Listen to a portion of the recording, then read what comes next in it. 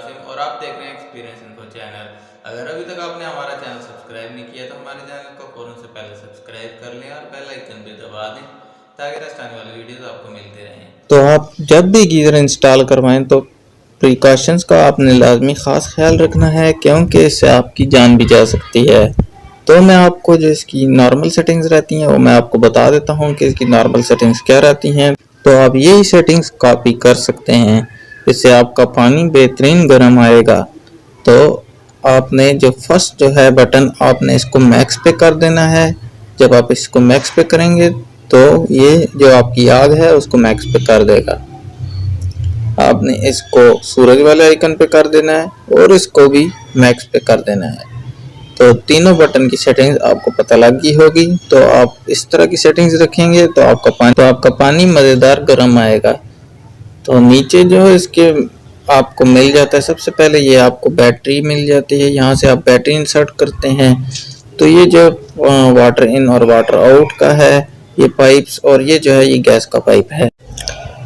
और इसके बाद आपको मिल जाता है ऑन ऑफ का बटन, यहाँ से आप गीज़र ऑन और ऑफ कर सकते हैं। तो ये तो हो गया जी इंट्रो। तो अब हम डिस्कस कर लेते हैं कि गीज़र के अंदर टिक टिक का इशू आता है लेकिन गीज़र स्टार्ट नहीं होता। तो मैं आपको बताता चलूँ कि इसके अंदर दो किस्म के इश्यूज आ सकते हैं, या तो आपको बैटरी का इशू हो सकता है या फिर इग्निशन कॉइल का इशू हो सकता है। तो जो गीज़र के अंदर टिक टिक का इशू आता है वो मैं आज आपको क्लियर कर देता हूँ कि उसके लिए आपको क्या करना होगा। तो हम टूटी को ओपन करके आपको दिखा देते हैं कि इसके अंदर इस गीज़र के अंदर यही इशू आ रहा है कि टिक टिक करता है लेकिन वो स्टार्ट नहीं होता।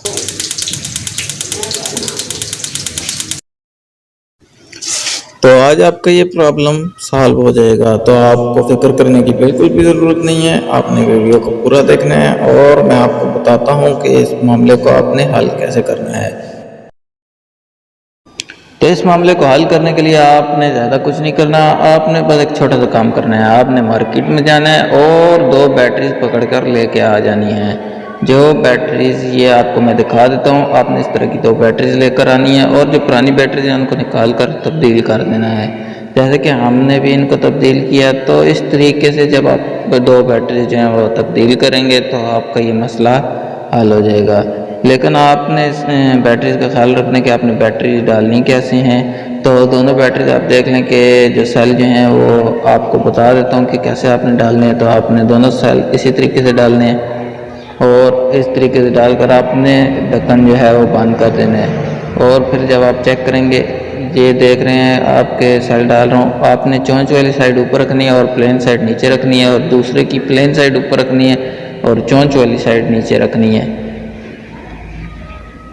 और ढक्कन बंद करने के बाद आपने टूटी ऑन करनी है और गीज़र का बटन ऑन करके आपने चेक करना है कि क्या गीज़र स्टार्ट हुआ या नहीं हुआ।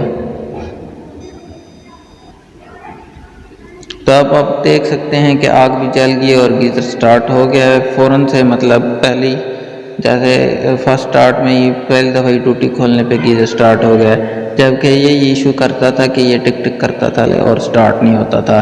तो आपको ये इशू भी हमने हल कर दिया।